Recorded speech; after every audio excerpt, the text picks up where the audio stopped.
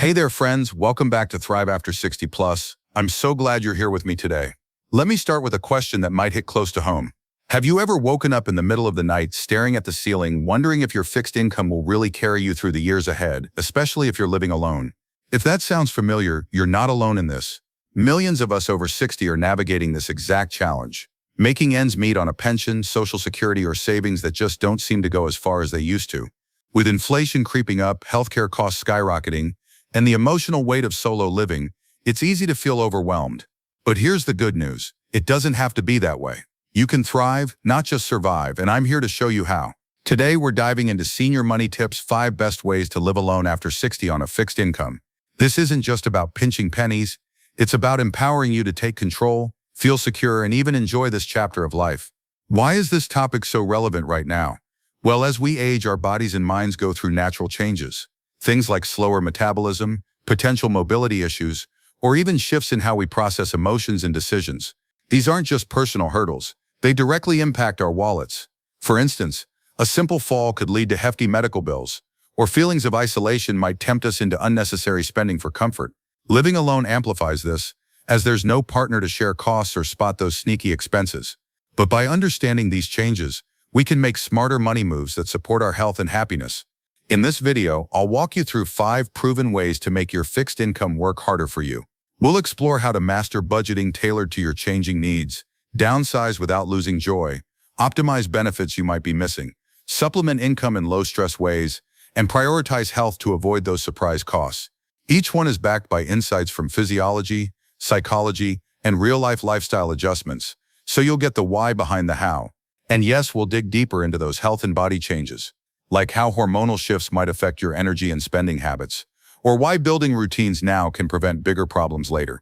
By the end, you'll feel equipped with tools to live independently and confidently. Does this sound like something you need? Great, let's get started on this journey together. You might be surprised at how small changes can lead to big freedom. Number 1, master your budget, the foundation of financial peace. All right, let's kick things off with the first way, mastering your budget. You might be thinking, I've heard this before, but stick with me because we're going beyond the basics. As we hit 60 and beyond, our physiology plays a big role in why budgeting becomes even more crucial. Think about it, our metabolism slows down due to natural declines in muscle mass, a process called sarcopenia, which starts around age 50 and accelerates after 60. This means we might need fewer calories, but if we're not careful, grocery bills can stay the same or even rise if we're reaching for convenience foods, because cooking feels tougher with reduced energy.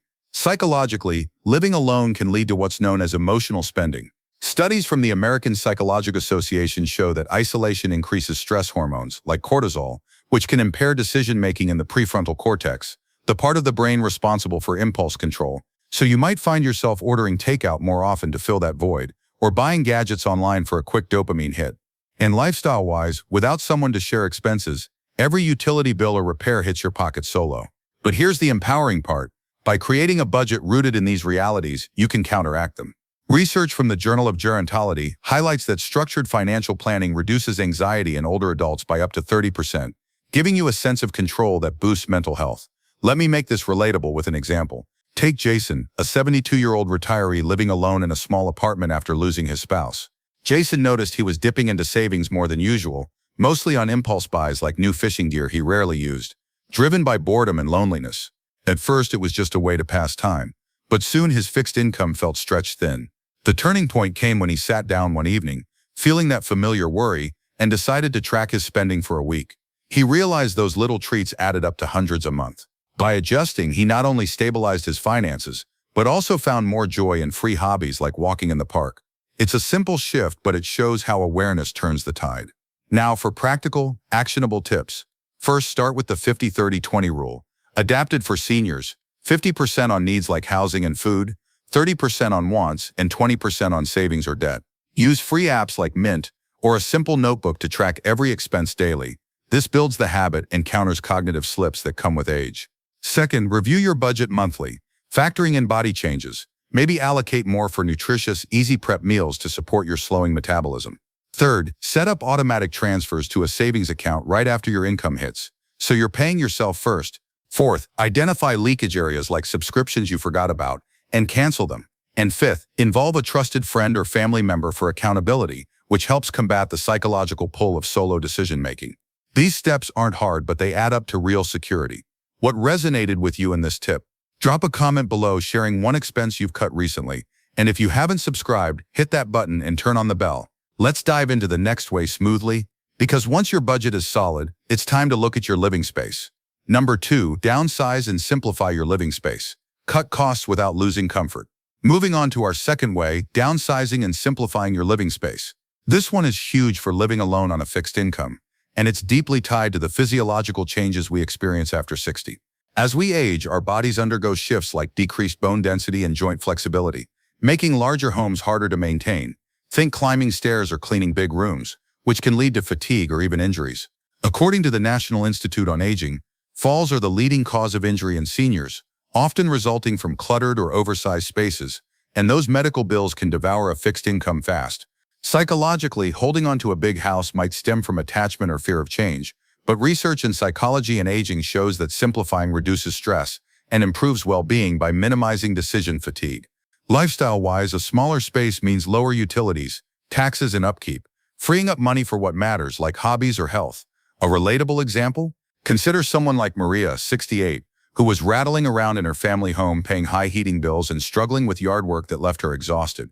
She didn't have a dramatic story, but downsizing to a cozy condo cut her monthly costs by 40%, giving her peace and extra cash for social outings. Practical tips to make this happen. First, assess your current space. Walk through each room and note what you truly use. Donate or sell the rest via apps like Facebook Marketplace. Second, explore senior-friendly housing options like 55-plus communities or smaller apartments with amenities that support mobility, such as grab bars or elevators.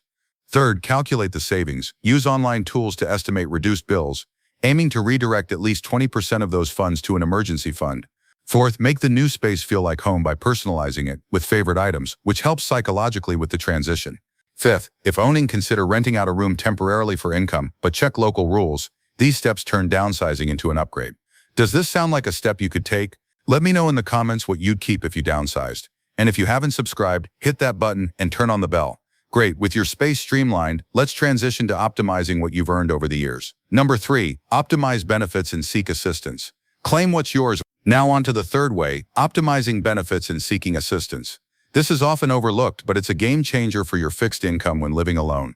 Physiologically, as hormone levels like estrogen or testosterone decline after 60, it can affect energy and motivation, making it harder to navigate bureaucracy or research programs. But ignoring this means leaving money on the table that could cover rising health needs, like medications for age-related conditions. Psychologically, pride or stigma might hold you back. Studies from the Journal of Applied Gerontology indicate that many seniors underutilize benefits due to feelings of independence loss, yet using them actually enhances self-efficacy. Lifestyle adjustments here involve building routines to stay informed, turning potential vulnerabilities into strengths.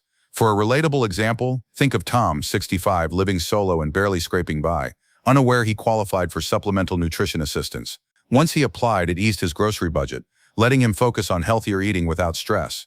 Actionable tips. First, review your Social Security. Use the SSA website to check for maximization strategies like delaying claims if possible for higher payouts. Second, explore programs like SNAP, LIHEAP for utilities, or Medicare Extra Help for prescriptions. Apply online or via local senior centers. Third, get free counseling from benefits counselors at area agencies on aging. They can spot eligibility you miss. Fourth, set calendar reminders for annual reviews, countering any memory slips from aging. Fifth, join community groups for tips, reducing the isolation factor. These can add hundreds to your monthly income. What benefit have you claimed lately? Share in the comments to help others. And if you haven't subscribed, hit that button and turn on the bell.